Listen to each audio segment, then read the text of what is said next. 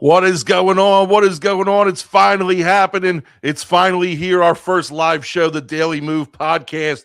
As always, I am your host, Andrew Daley. I don't even want to say my co-host, Coach Scanlon, because we're not co-hosts. We're just both hosts on this thing. Coach Move, man, we've been talking about this for a little over a week now. We've been planning. We've been getting ready. We got a friggin' fired up show tonight. Tell me a little bit about what you got going on in your life and how you're feeling, man, because I'm excited to be here, if you can't tell. Yeah, I'm excited too, Coach. Happy St. Patty's Day to you and to everybody out there. Hope you get a little luck your way this day and this week. Just wrapping up a great session with where I coach at now. Our kids are doing a great job in our weight room. Our spring sports are starting at EHT. Our baseball team, coached by Coach Brian Carmichael, Coach Carm, he's the man. They are headed down to Myrtle Beach tomorrow morning. So we actually have an alumni, Cam Flukie. He's like projected to be a top 10 pick in this upcoming MLB draft. He's a pitcher at Coastal Carolina. He led them to the College World Series last year. He threw an absolute gem in game one. Nice. And they're heading down that way, getting the season started. They're going to play a bunch of games. So just really excited for those guys as well. And it's that time of year, which baseball's starting, spring sports are starting, but as we know, just around the corner, here comes football. Hey, listen, and, for you guys that are out there, thanks for joining in. If you do check in with us live, it's been a while since I've done a live show, and Coach Scanlon said before we went on, it's his first live show. Yeah. Make sure you say what's up. I can pull it up. If you got anything to add to the show, I'll be able to bring it up and show it on the page here. But, Coach, you mentioned spring sports going on, and I want to wish luck to everybody partaking in spring sports. I had my first taste of spring sports today. Listen, I covered for the golf team, all right? The golf coach was not able to cover today. So, Coach Daley, being the soldier that I am, I had to fill in for the golf team. They were like, listen, you can go out and play if you want. Dude, I stepped foot out of my house this morning, and it was about 25 degrees. I said, there's no way I'm bringing in those golf clubs today. And I'll tell you what, I took a picture on my phone from when those kids were playing. It was 35 degrees with a 22-degree feels like temperature, all right? So I sent a text message to my athletic director. I said, listen, if you're going to wet bulb football in the summertime and fall sports in the summertime about being too hot, there's got to be a reciprocating kind of wet bulb here for it being too cold, because these kids came back to the van after they played their round and they were frozen. Man, I felt so bad. The one kid's like, dude, I shot like a 70 on the front nine. I was like, all right, like your hands are numb. So, I felt bad for these kids. We got the Shore Football Report checking in. Good luck with this podcast, Davis. Man. I appreciate it, Coach. Thanks for checking in and thanks for tuning in for us. We got a full show tonight. I said, I tell that story about the golf to say this, man, I need a little pick-me-up, Coach. I need a little pick-me-up, and how are we going to do that? And, as we're playing in the show, you come up with this great idea. Like, why don't we start the show off with, with a feel-good segment? And that's what we're going to do from here on out. Every week is a feel-good segment, and I'm going to kind of turn it over to you as we get set here, and I'm going to pull up the PowerPoint on the screen. All right, this segment's going to be called Look Good, Feel Good, Play Good. Coach Move, talk to me about this segment and what we're expecting here out of this one. So it's pretty cool. This is something, if you know the quote, if you're not, there's some younger people on here. So this quote was made famous by Coach Prime. Before he was Coach Prime, Colorado Buffaloes head coach right now, Division I coach, father of Shador. He was also probably the greatest cornerback ever to play NFL football. And he just had a phenomenal market on being larger than life, and he backed it up on the field. But one of the things I thought was cool and about you look good, you feel good, you play good. I always thought that as a player. I always wanted to, carry an attitude with me and just highlight the things that you do and the things that you're wearing. But with this idea we were talking about, we want to dive into and look at some of the teams, the players, what they're doing with their uniforms, what's customized, what programs are releasing something that's new for a special occasion. And it was spawned by, like we said, Deion Sanders, prime time. When he played for the 49ers, they were in the Super Bowl. He actually had a Lamborghini Diablo delivered to when they arrived at the team hotel. As you can see on the screen, if you're watching along with us, if you're not watching and you're listening along with us tomorrow, a beautiful picture of a Lamborghini Diablo here.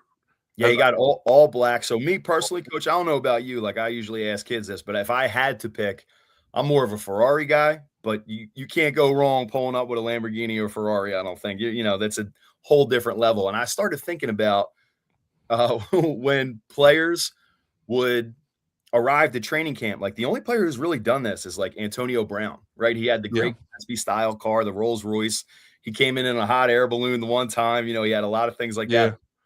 I can't imagine today if for media day and the circus that's turned into, if a player showed up and had a Lambo delivered to it, would be pretty cool. But dude, I think you see it a lot in like camp when the guys are pulling up in camp now too. They're trying to one up each other, you know, with the vehicles that they're pulling up in. They're trying to get creative. I saw somebody show up to camp a couple of years ago in a horse and buggy. I thought that was pretty funny. But we're going to go to this next slide here and just you can see here a little bit of that drip that you've been talking about from Coach Prime, right? Yeah, so if you think about it too, like this is the old school, like whether it's you're getting ready for a game the night before or when you're real little, the first day of school kind of thing. Or I know for myself, Coach, like we both played and coached college football. And for you, like when I was playing, I would lay out all my gear like this. And I was so paranoid that I'm going to forget my helmet. I'm going to forget my left cleat. So I had to lay it out just like this. But this is kind of his look at his drip. And the coolest part of this is in the background of the picture. So he has his whole game day attire, gloves, wristbands, bandana, jersey, pants, laid out, ready to go for the game. He's sitting in a chair watching film. So it's pretty cool. You see both sides of it. Like he was not flash. Like he was about it when it came to playing. So Coach, let's take a look at you and I. We kind of challenged each other to see what are some of those looks that teams are bringing out that look pretty cool. For sure. And this is what we're going to do with it every week. We're going to kind of we're going to highlight, you know, it could be a high school, it could be a college, just something that catches our eye and rolling with the theme of St. Patty's Day. We're like, hey, let's take a look at some of these St. Patty's Day inspired uniforms here. And first up is the one that you sent over. That's a good looking uniform there from UNLV softball, is it not? Yeah, I agree. So they have a customized jersey. It's green. It's got shamrocks all over it, right in time for the holiday. Coach, I think if you're into, you know, you and I are obviously into it, but if you like you like this kind of content, there's a great social media page. They have a website too, but it's called Uniswag, all one word, UNI swag. And they're always highlighting some really cool things. And I saw this on their page the other day and I was like, sent it to you when we were putting this together. I'm like, I love this look. I think it's really cool. Yeah, it's cool, man. And, you know, I did a little research on UNLV softball. They're sitting about 500 right now. So hopefully this jersey, maybe it'll change their fortune, you know, look good, feel good, play good. What do we got next here? We got none other than our service men and women here for the Naval Academy, the Navy baseball team. Tell us a little bit about what you see here. Yeah, just simple, classic look. They have the alternate green hat celebrating the holiday. Like you said, the luck of the Irish hoping coming their way. And then, Coach, one I actually saw that ties into one of the pictures you put up as well is the MLB released like later in the afternoon today, they released their whole lineup of their custom hats for today too. So Navy kind of trending that direction as well with a great job, with a classic look. And, you know, salute the troops. Got to love everything our service academies do too. Absolutely. Now, you know, I kind of took over here, and one that stood out to me was this one from the Pittsburgh Penguins here. I kind of like the green jerseys, but I also like the numbers, man. If you look at the numbers there, you got the Irish flag there with the green, white, and orange. It's a really sharp look. You know, I'm not a big hockey guy, but that one caught my eye as I'm looking through. And then I went a little bit classic on you, Coach. And who doesn't love our beloved Phillies and our guy Michael Jack Schmidt right there in the nice Philly green? I don't want to say Kelly green, but that's just the Irish green right there, getting ready to play the hot corner, better than most people ever have, and sharp looking jersey right there. And then I said, where did this all start, man? It had to start somewhere, and I did a little bit of digging, all right? And I found this picture. I found this picture of the 1978 Cincinnati Reds. They were the first MLB team to ever sport a Shamrock-inspired jersey for the St. Patrick's Day holiday. This was worn during an exhibition game. Listen, I'm not going to lie to you here. These guys kind of look like they're more suited for a beer league game right now than they do Major League Baseball players. But I'm sure at that time they were really good in their in their own right. So that was fun to kind of go through, and it's a fun way to kick off the show and a fun segment to kick off the show.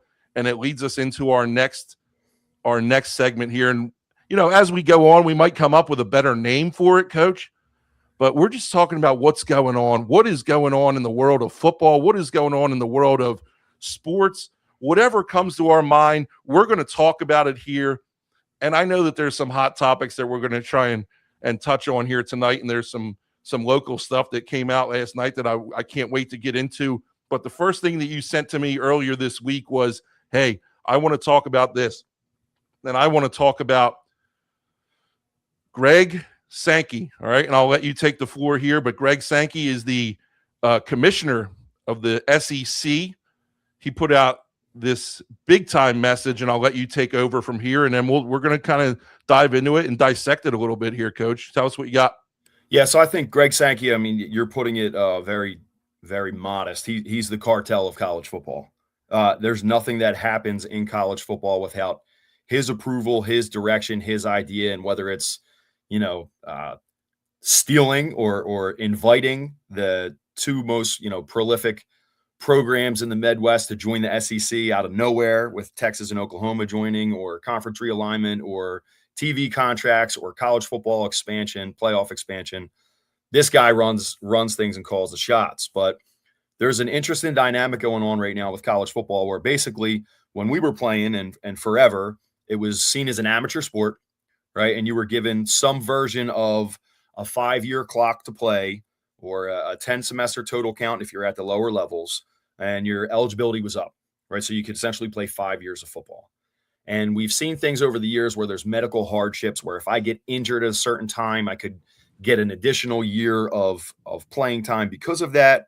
But things really change. And I know we're going to talk about this from our perspective, especially now at the high school front, when COVID happened. Right. And when COVID happened, basically what the NCAA did was they punted on making a decision, and they gave everybody in every sport a free year of eligibility. So there was an entire class worth of players clogging up the entire system. Right. And what we're seeing because of that now, they also are able to receive money in NIL. So because they're getting money in NIL, and they had these additional years, and they would put injunctions and kind of sue for additional years to make money, guys are starting to hang around longer and longer. And we saw, whether it's Diego Pavia this past year, who was a Heisman, one of the Heisman finalists, the quarterback of Vanderbilt, who helped lead them to their two best seasons in program history, certainly in the last 80 years. You see the injunction recently with Ole Miss, with Trinidad Chambliss, their quarterback, who was sensational all season and through the playoffs. He was a D2 transfer from Ferris State, won a national championship, jumped up to this level. But guys are suing and winning injunctions or temporary freezes and allowed to play out and exhaust their eligibility while it's still in court.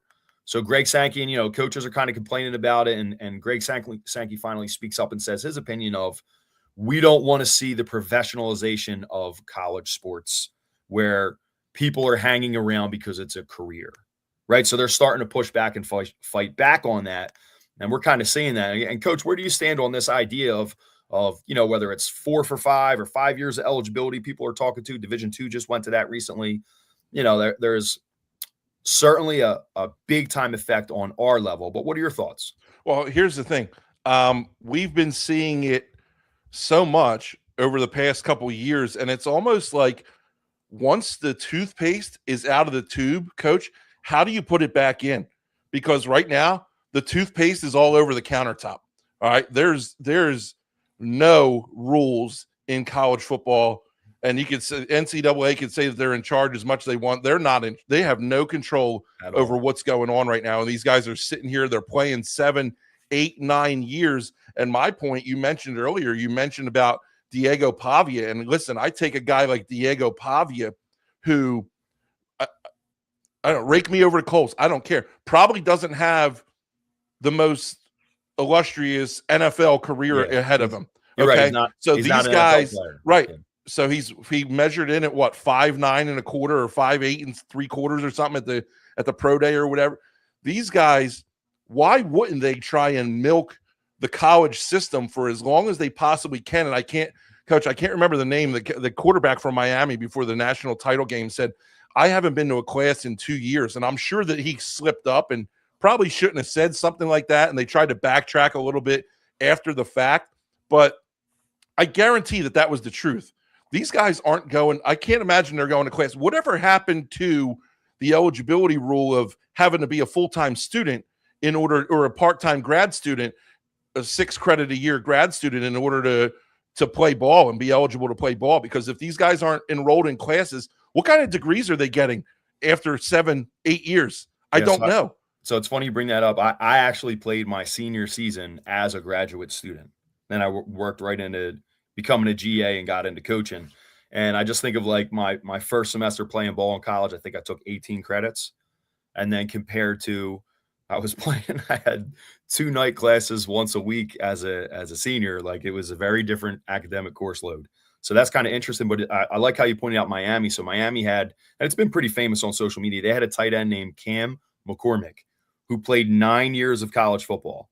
Now, one of them was a COVID season, and he had almost 4 other entire years where he had multiple ACL tears.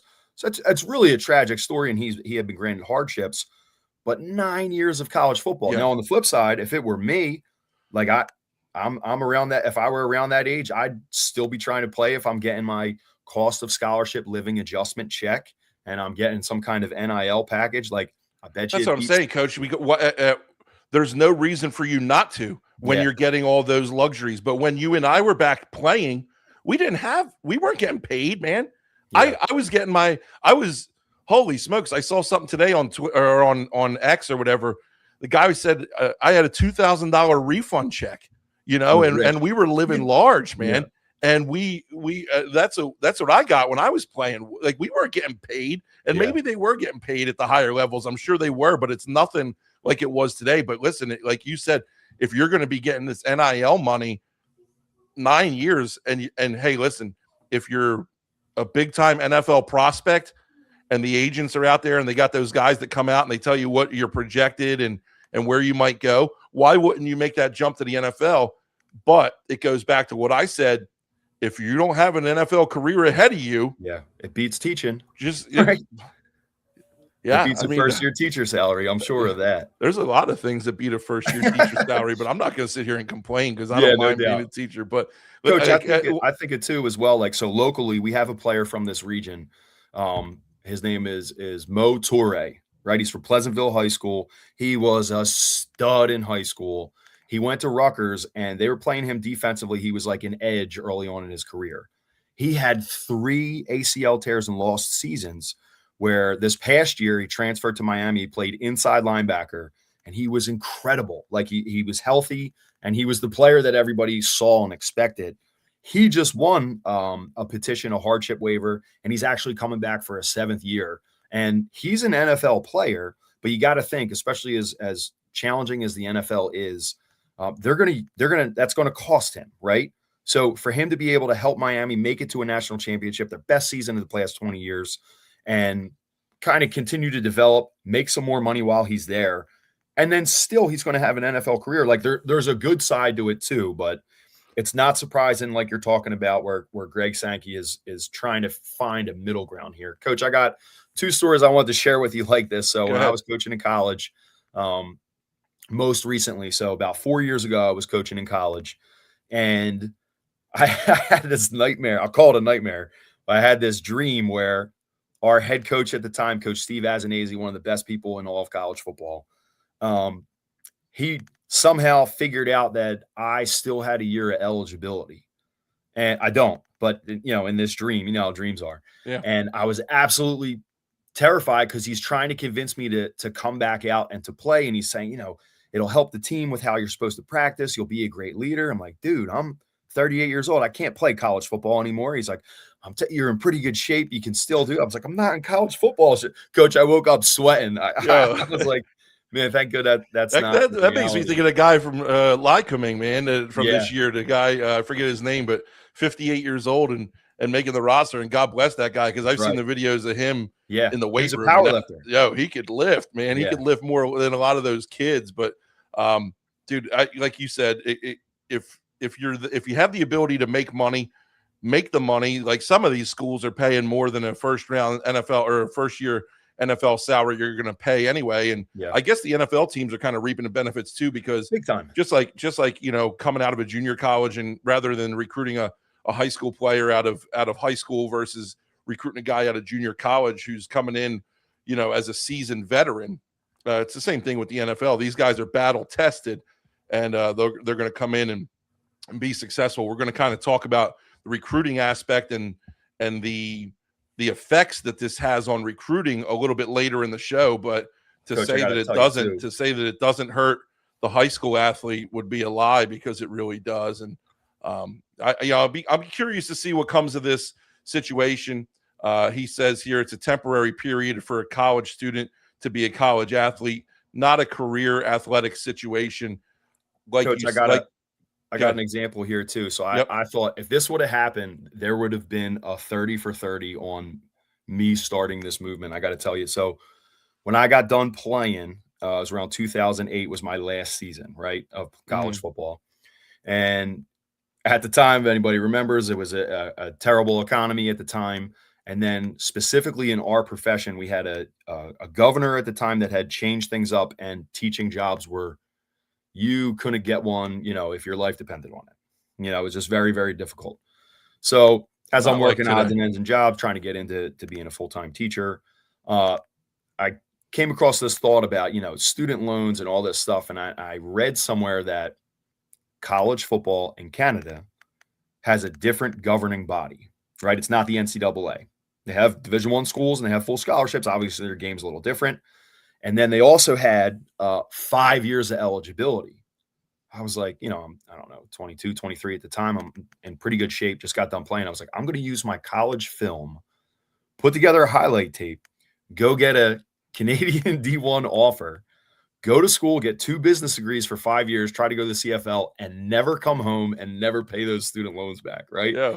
So I sent a couple emails. Coach, I basically emailed like the Alabama of Canadian college football. And within an hour, their head coach emailed me back.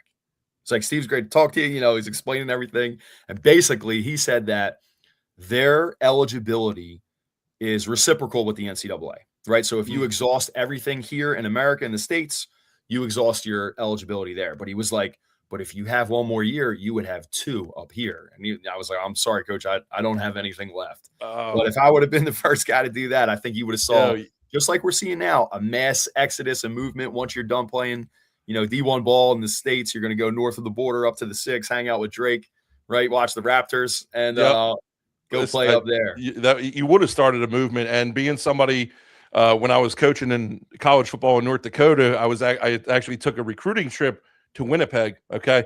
So I saw the Canadian athletes, and, for what you're saying here, it's no surprise that they were on the horn with you within 35 seconds of you sending this email, because, it's a little bit of a different game. That's no knock on nobody up there, but listen, they could use some help as you see all these guys going to different countries and playing overseas and stuff like that, and just kind of dominating the sport. And that's fun to think about, but I guess that never came to fruition, Coach, because I guess you would be doing something else than sitting on this podcast talking to me.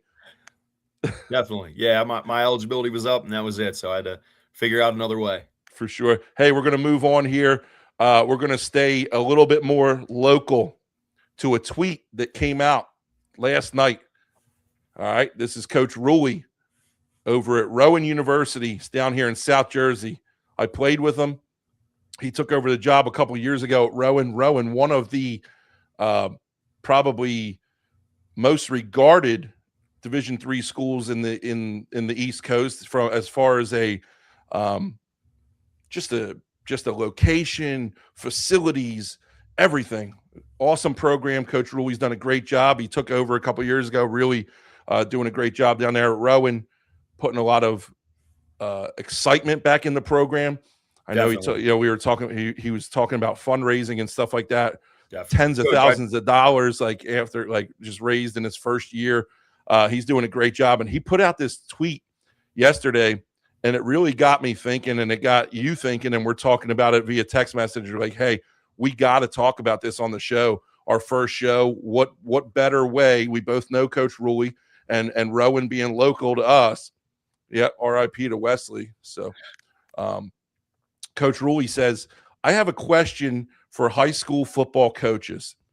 Do you believe that it is your responsibility to give advice and have an educated opinion on a college fit for your players, or do you believe you're supposed to remain an objective party in the process and largely stay out of it? And it's a loaded question, man, and it just gets the wheels turning. And I'm gonna deflect to you at first. I got an opinion on it too, but I want to hear what you have to say about it first. Do you believe, as a high school coach, and you've done both, we've both coached in high school and in college, knowing what you know, do you believe it is your responsibility as a high school coach to give an educated opinion on a college fit, or do you just kind of remain in the middle and stay out of it? Yeah, it's funny. Hear what you got, man. Coach, I didn't realize you guys played together. So Coach Ruley. Yeah, I was there for like a year, man. I got you. Yeah, it wasn't long. So Coach Ruley is from Atlantic City High School. So he's an Atlantic County guy. This is down where I'm at now. This is our neighborhood. So obviously, like you said, in the history of Rowan, we have a ton of former All-Americans, former coaches in South Jersey who played for Rowan. So there's a lot of connection and pride there. And like you said, I know they're recruiting really well. They had their final spring practice last year with their whole incoming class on campus, and then a bunch of juniors watching practice too. Like they're doing things kind of higher level of the program, which I think is really cool. They got a player of ours, Matt Kelby. He's an offensive lineman. He had offers. Like he 100%, he turned down like 3 or 4 offers and went to Rowan. So like they're doing a great job of selling their vision. They had a great season this past year, but it's really interesting too, because Coach Ruley's done a great job coaching college, but like he said, he's never coached high school. So he was like genuinely asking, got a lot of great discussion going. I think in short, absolutely. Like you 100% have a responsibility to provide feedback and guidance for your players. And I always thought that. And now I work with Coach Rob Davis, from the Shore Football Report. He's the head coach of the HT. He is incredible at guiding our players and using his relationships to try to help his players get into the best position possible. But I kind of did it this way. So I would share my opinion once. Like I would tell them what I thought of a place one time, and typically not the first time. I wouldn't really share it until either the player and or family asks me, or they were getting really close to a decision and I had a strong sense of something they needed to know that I didn't think they were looking at. I also thought that, like being, as you said, like I love college football, right? When I talk to coaches all the time, it's the podcast that I listen to. We talk about it all the time. So I feel like I have a good feel and a pretty plugged in and relationships in the college ranks at different levels. So like it is our job to kind of show them the things we think. But what you might want as a player, like if I were coaching you, versus what I wanted as a player are different. So I would say, like, Andrew, I think what you're looking for in a school, I think this program is a great fit because of A, B, and C, right? And then I would say, if when I was playing and I would tell them about, my family situation, whether it's where I grew up or, my dad had passed away when I was 19, my brother was a junior, my sister was a freshman in high school. So like that has an effect on the decision-making process and family dynamics. I was not the best student ever. So like football was maybe a little heavier on the scale than certain other players or families may have been. So like that, I would explain like, hey, I would look at it this way, but then that's also so they can compare. But once they kind of made their decision clear, that's when I like take a step back. And obviously I want my former players to have an incredible career, so I would step back. But I heard of like I always think of Coach Glenn Howard. So Coach Glenn Howard's from Paulsboro, New Jersey. They had like, what was it, Coach? Like an 88-game win streak at one point. He's an absolute legend and an even better person. Like I got to coach with guys that played for him and coach with him, and he is beloved universally. And they told me that with recruiting, they had guys go to all levels in the NFL, and they had a Group 1 school with 4 NFL players on the field at one time, right? Yeah. So, but he was like extremely not hands off in terms of not helping them, but he did not share his opinion. He was like, that is for you and your family. So there's not like a wrong way to think, but I just, maybe it's, I can't keep my mouth shut. Yeah. But I feel like you have to tell them, here's the things I know, and then ultimately decide. let them decide. Well, you mentioned too about, not always being the best student. It's the same with me, man. Like football, like I wouldn't have gone to college if it wasn't for football. I had like a 2.1 GPA coming out of high school. Well, that was took better my than mine. took my SAT a million times, and I had the opportunity to go to school for free. Yeah. It's kind of crazy when you think about it, because there's a lot of people out there that worked harder in the classroom than I did, but I was successful as a football player. When I tell my parents, my players, in my player parent meeting in May, okay, we meet together. I say, there is a college for everybody. If you want to play college football, we will find you a team, okay? We have to curb our expectations sometimes, because you might think that you are going to play at Penn State when realistically you might be playing at Penn State Abington, who doesn't have a football team, or maybe playing flag there, but you got to keep the reality in check. And I think from that perspective, I am involved with my student athletes as seniors. I will always give my opinion when asked, like you said. From coaching in college, I know a lot of guys that are still coaching in the area, and that's really what I've been having to deal with. I haven't had the big time Division I prospect come through any of my programs yet in my 8 years, but I've had a ton of D3 guys, and those are the guys that I know. Yeah. And I ask the kids, I say, hey, did you enjoy your visit to so and so? And they'll be like, yeah. And I said, well, what'd you like about it? Well, this, that, and the other. Do you think that you could play there? Yes, I think I can see myself playing there. And then I would say, that's good. I could see you playing there too. I think it would be a good fit for you. On the other hand, you got guys who go on visits and stuff like that, and they visit these schools, and I say, well, do you really think you could see yourself playing there? Because I think that there's places elsewhere that you might have a better shot of playing. Now, if you're going to go somewhere, and I always told people when I was recruiting in college, you got to go somewhere that if you're not playing a sport, are you still going to enjoy being a student at that institution? Because God forbid something happens, you get hurt, whatever comes your way, you have to be prepared for not being a football player. And are you still going to enjoy being at that institution? And if the answer is yes, then go for it, man. Do something you love and go for it. But if you're just looking for somewhere to go and play ball, you really have to curb your expectations and be realistic. And if the kids are going to come to me with that question, I will offer it to them. But as far as them, making their own decisions, man, I'm not their parent. I don't know what their bank account looks like. And that was, we talked about it last night when I was coaching in college.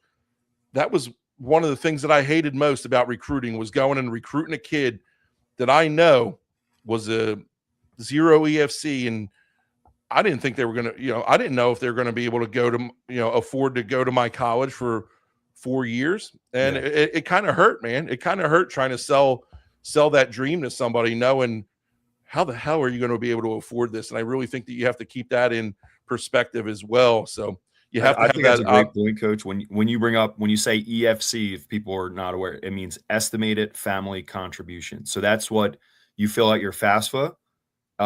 It is, we got Coach Lilly chiming in. He says, as a former high school coach, I think you have to give your opinion, particularly if it's academically or financially a potential hurdle. We have to be honest with our high school players. That's Coach Lilly. He's also coach at North Dakota State, who's making the jump to go FBS this year. He's won a national champion there. He's coached a ton of guys who've gone to play it at all levels of college football, multiple who have made it to the NFL. So that's great feedback too. But I agree that the EFC, your estimated family contribution, you fill out your tax return information, financial information, and the government determines what your family can afford for you to go to college, right? So when Coach says you have a 0, and I was a 0, right? My number was easy to remember. That means you can't afford $1 to go play, or to go pay to go to college, right? Mm-hmm. Typically, they say you can afford more than you really can, right? So that's a huge impact on recruiting. And Coach, it's something that my wife and I have talked about this. So I've coached college football 2 different times, 2 different areas and types of schools. And I've said to people when they ask, like, do you like it? Do you miss it? And yeah, of course.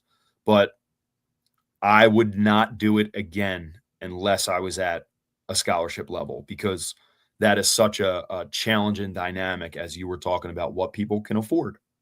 Yep.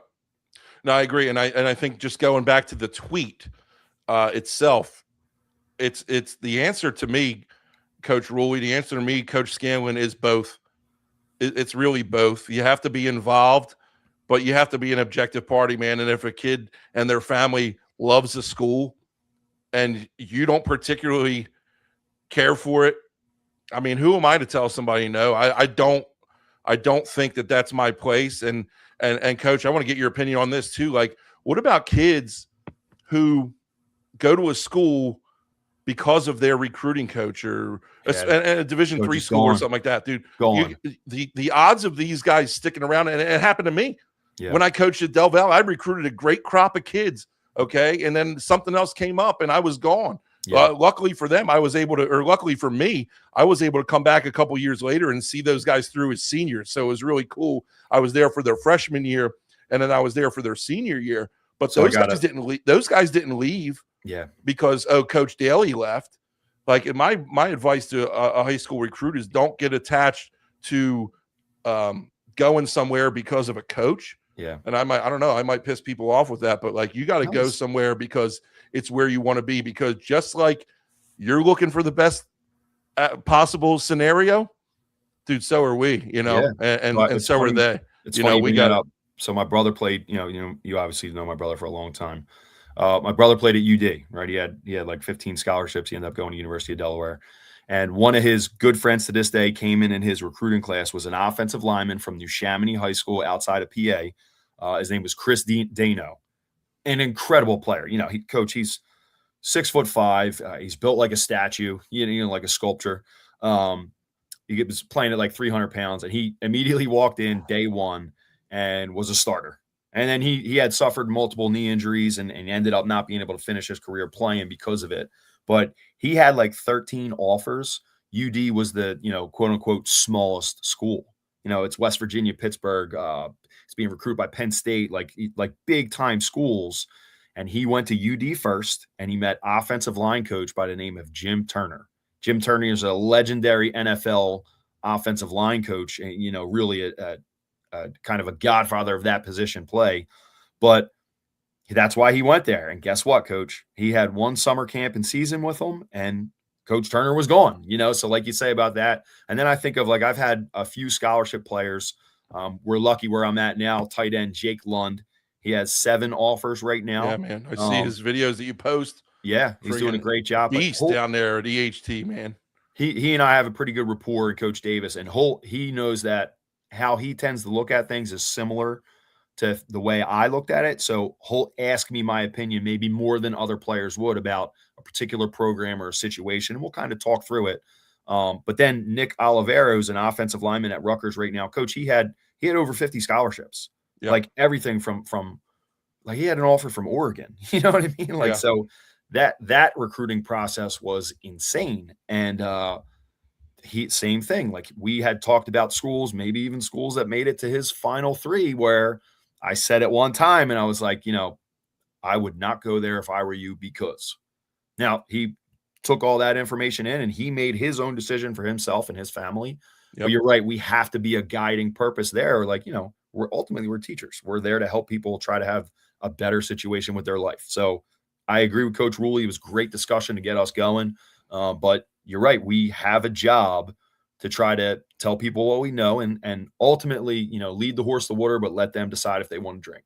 Yeah, absolutely. And I think, going through the process now myself, I got an 18-year-old daughter who's playing college soccer next year. Like, dude, like, at the end of the day, it's got to be you and the parents' decision. It's not going to be, I respect her, high school soccer coach, but he's not going to tell me one way or another where my daughter is going to, or should or shouldn't go to school because of, what we can or can't afford. So it's a double-edged sword. And like you said, it was a great discussion, great conversation starter from Coach Ruley. And I don't know if he's listening or not, but I appreciate, having the, giving him the platform tonight to kind of discuss about it. But just I sent him a text, Coach, when you were introing, and I sent him a text. I think he's going to see it. So well, if not, you can listen to this tomorrow. Of course, if you're not joining us live here tonight, this will be live tomorrow to listen to on your drive into work. wherever you get your podcast. We're going to kind of move on here as we wrap up our What's Going On segment. We're already at 40 minutes. I wanted to keep this thing under 50. Let's just touch about real quick on, and we'll keep on this kind of the same topic, but let's kind of wrap it up here. But what kind of an impact is, the 2026 recruiting period is pretty much wrapped up for your higher divisions, and it's wrapping up for your Division III schools. They're probably still getting some last minute players, but talk a little bit just in general about the current state of high school recruiting. We've talked about NIL tonight. We've talked about coaches leaving for other positions. We've talked about being able to afford things. We talked about never being tougher for a high school athlete to be recruited. Why?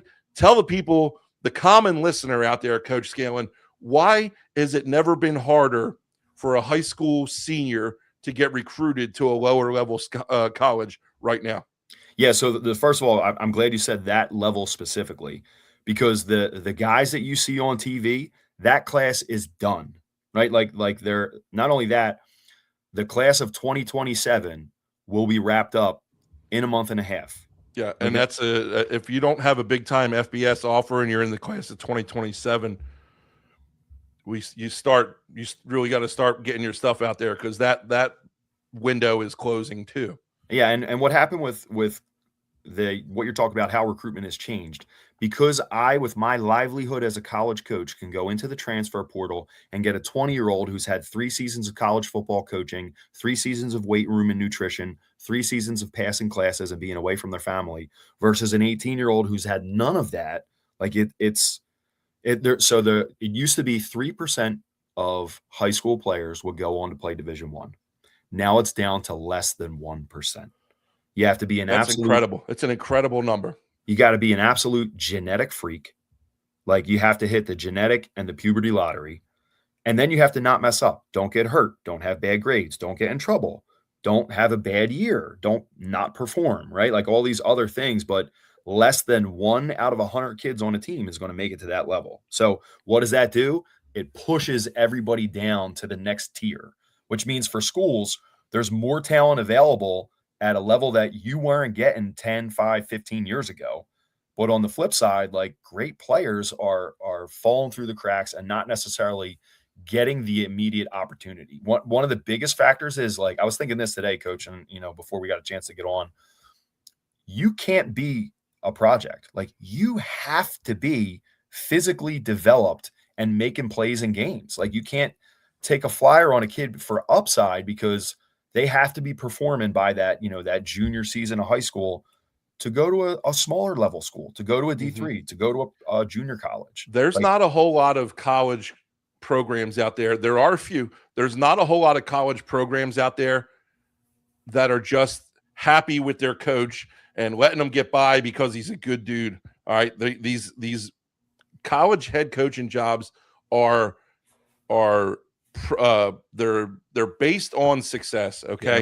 And if you're not performing, their performance base is the word I was looking for. If you're not performing, you're out of a job. Yeah. So why are they going to recruit a project? Listen, maybe, okay, you bring in a class of 18, you might take a flyer on a guy who plays basketball who's 6'7" and he's athletic and can jump through the roof. Maybe you bring one of those guys in and you get lucky every now and then, but you're not making your money there, Coach. No. And that's, you hit the nail on the head. Why are you going to go out and recruit? And it pains me to say, because we're high school coaches now. That's what we do. Well, why are you going to go out and recruit an 18-year-old kid when you go out and recruit a 22-year-old kid who's played college football for 2 or 3 years, has been in the weight room, can bench 335 pounds? Like, dude, like, it just doesn't make sense, and it's a shame. It really is a shame. I used to use this example when I was recruiting. Like, I would use this player. So in South Jersey, we have a player. He went to, it's called Eastside now. It used to be Woodrow Wilson High School.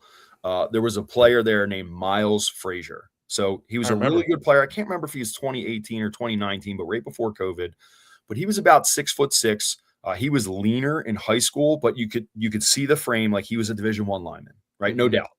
So he had a couple offers, but he decided to go to a postgraduate. He went to Milford Academy, right? So Milford Academy is a half a semester school. It's military style. They eat, breathe, and sleep football training and development. So he goes there and he plays well, right? That's 1 year, right? Then he ended up going to Florida International, played in 4 games, played really well, redshirted. So now you have a dude 2 years removed from high school who's played 2 seasons of college football, who has 4 years of eligibility, right? Then, if I remember the timing correctly, he was a freshman All-American tackle at FIU in 2020, which didn't count. So now dude goes in the portal. He's played 3 seasons of college football. He has 4 seasons to go. Still got 4 seasons of eligibility. Right? Goes to LSU and starts the rest of the career, gets drafted and plays for the Detroit Lions now. Great player, and a testament to his development and toughness. He had great coaches in New Jersey. He had great trainers that helped him. But like if I'm a college coach and I can go get that guy right now or an 18-year-old, like that's where a lot of opportunities are disappearing for people. Absolutely. So I used to get excited, and I would tell guys like, hey, man, 5 years ago when I was coaching in high school, you were already committed and going to a PSAC school, right? You were already going to an FCS level school. You had an offer to Temple, right? But now those guys were getting pushed down, and I was excited. I'm like, oh, my goal is to recruit you until I can't because you signed somewhere at a better opportunity. Yeah. And so it helps on that level. But I also think of it on the flip side, like we see our players. I'm like, man, that guy's really, really good. Good for the school that stayed with him and recruited him, and now he's crushing at the Division III level. But those opportunities are not readily available. So you have to be eligible academically, and the higher your GPA is, the more schools you can go to. Yep. You have to be a monster in the weight room. You physically have to look like a college football player. You have to perform. You have to be coachable. And if you slip up on any one of those, that less than 1% opportunity to get a scholarship at that next level is gone. So and I think that goes back to the tweet that we talked about too. Like that's where your job as a high school coach comes in, and helping promote these guys and getting those lower level guys out there. Like, hey, coach, I know it's tough out there, but you really need to take a shot on this guy, because I know it might not be freshman year, but give him a year in the system, or give him 2 years in the system, and he's going to be a really good player for you. And I think that's our job as high school coaches. Coach, I think a team that does that really well in our region, Kutztown, right? Kutztown is a team that's had great playoff success, especially the last couple of years. Their program is building and building and building, and I love it. Like their offensive line coach, Coach Pat Taylor. Yeah, I remember him coming into Clearview, and he was recruiting. We had a lineman who was going to go to a post grad. He was a monster. Will Conway ended up starting at Stonehill, but he said, leaving. He said, "Who do you like?" I'm like, dude. There's a running back at Gloucester High nobody's recruiting right now, Burkhart, and there's a tailback at Delsey who's a stud and is kind of under recruit. Coach, both of them play for Kutztown right now, and we're both all conference.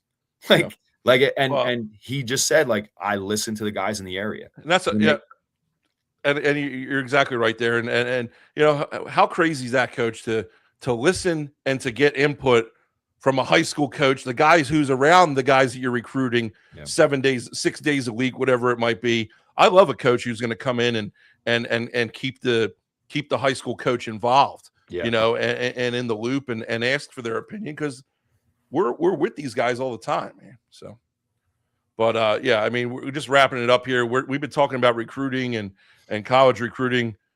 Yeah, I got a couple questions. How do we keep the recruiters from other high schools out of our kids' DMs, Coach? Because that's what we're dealing with right now in New Jersey. I'm sure it's very similar in other states too, but holy crap, it's like the Wild Wild West here in New Jersey too, where you got to be fending off what you're supposed to be your peers, supposed to be a band of brothers here, and you got guys in your players' DMs. I guess that's the downfall of having a successful program, is you got to worry about losing your kids. And where's the regulations from the schools anymore? Because I get it, if you're a choice program or whatever, but I guess the lines of bona fide change of address and whatnot are out the window. You guys dealing with a lot of tampering down there at EHT or what? Yeah, I think we're seeing it throughout the state. I know some states, like in Florida, it sounds like an absolute nightmare. Like kids can just transfer on Tuesday and be starting the next school on Wednesday, But in general, I think I always try to approach it like I want to build a program or help build a program where people want to come be a part of and stay. And that's how I try to treat it. And I the only portion that really bothers me about it is, like, you hear, and it could just be misguided. It could be from parents and kids, like they have no clue.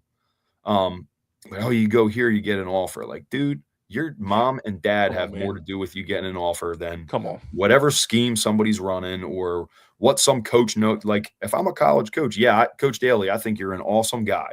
If you're trying to sell me a guy, if I'm working at Syracuse for Coach Fran Brown and Coach Dennis Thomas, right, and I come down to see one of your players who can't play for me, and you're trying to tell me and convince me that he can, I'm going to lose my job. You know what I mean? Like that, it's Yeah. just so out of touch with reality.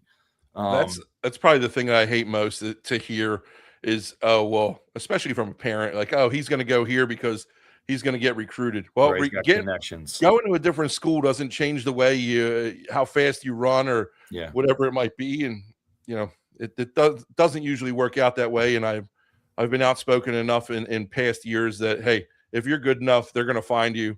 And if your coach is out there going to bat for you, then, they're going to find you no matter where you're playing. Yeah. There's something sacred about, playing where your feet are, man, and growing up and playing with your boys and having a good time there. But Coach, any closing thoughts before we wrap this thing up here? No, like you said, I got a friend of mine who's Coach Tim Kane. He's coaching. He's coached in college, and he's coaching now his son's like 8-year-old team. And he's like, dude, they have such a good group of kids. They have so much fun. They love where they play. They're Williamstown kids. And he's like, I want nothing more than for them to learn the game and have fun.